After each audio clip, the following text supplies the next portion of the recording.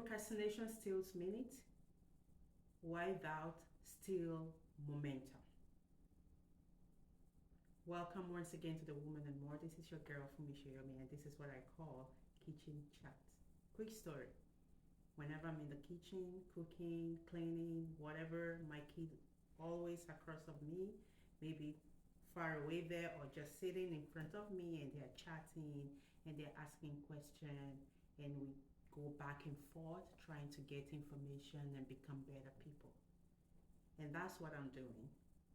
Most of the time, we tend to go to the kitchen and talk. But most of the time also, kitchen is where women talk to each other, where women talk across to their kids, to their husband, where women think sometimes as they cook, as they clean. So this is a new thing I'm gonna be doing. I call it kitchen chat, and we will be chatting across my kitchen to you and you back to me through your comments, through your messages, and through your questions. And we can work on making our life as women, as ambitious Christian women, even much more better, improve in life so that we can better make impact and make confident impact and build legacy in the society that we are today. Let's talk briefly about procrastination. Let's talk about the myth about procrastination before we really go into that. A lot of times we're told that, oh, if you procrastinate, that means you're lazy. If you procrastinate, that means, oh, you don't want to do anything. If you procrastinate, that means this or that means that. A lot of time, procrastination is not really because someone is lazy. It's not really because someone do not want to do that thing. It's because there is an underlying effect to why they didn't want to do it, to why they didn't want to do it now and push it forward. Maybe anxiety, maybe fear for something. Maybe that particular thing you need to go into and do as have a kind of scar on you, in you, around you in previous years. And now you're faced with it again and you're like, I don't want to do this. So if you find yourself in a position where you procrastinate a lot, it's not because you're lazy. It's not because you're a bad person. It's not because you're not time conscious. It's not because you don't know what you're doing. It might just be because of other reasons that needs to be taken care of. Let me read for us a little bit about the neuroscience between procrastination. And I don't know much, and I'll tell you I'm not a scientist, but I read. I love to read, so I can learn.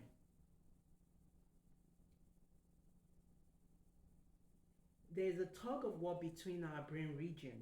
Procrastination is a battle between the limbic system, which is our emotion-driven system, and the prefrontal cortex, which is our logic-driven system. The emotion battles with the logic. The logical thing for us to do sometimes is just to do that thing. Just go for it. Like people will tell you, just do it now. Just do it.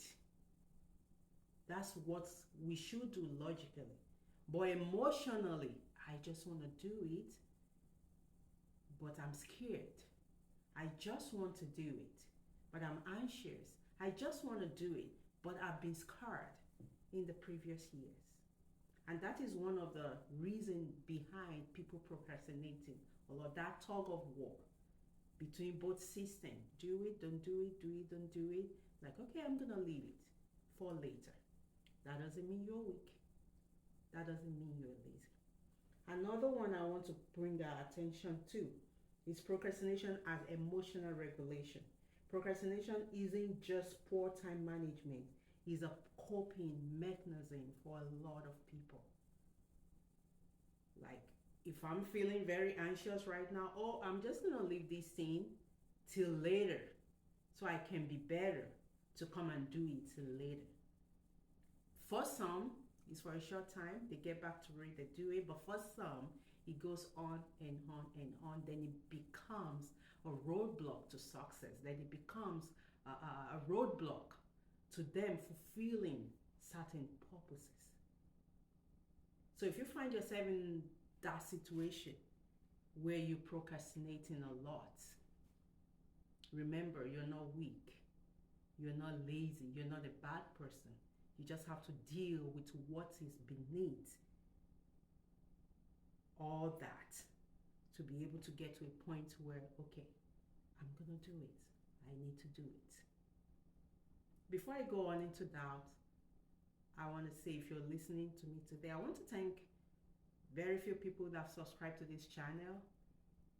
It's new, but I want to encourage you, if you've not subscribed to this channel, please subscribe to this channel so that we can reach more people, so that we can reach more ambitious Christian women, mothers, wives, to know that in all that they do, that God has ordained them to do, they can still fulfill purpose, they can still be fulfilled in themselves, they can still make impact, and they can still build legacy for themselves, for people, for families.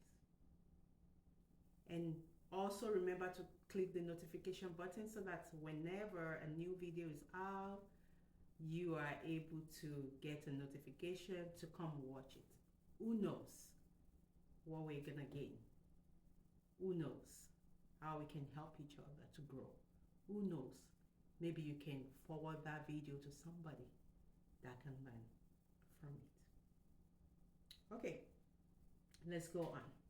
Let's go to doubt a little bit about that. Let's talk about a little bit about the silent saboteur, which is called doubt. We sometimes look at the very big picture of things, like the things that are not allowing us to move forward in life or to achieve something in life. And we're so much on it. Oh, she's not confident enough. Oh, she doesn't have the courage. Oh, she doesn't have the money. Oh, she doesn't have the platform. Oh, she doesn't have this. Or she can do this, or he can do that. But sometimes it's things that seem as little as doubt that stops us on our track and prevents us from moving forward.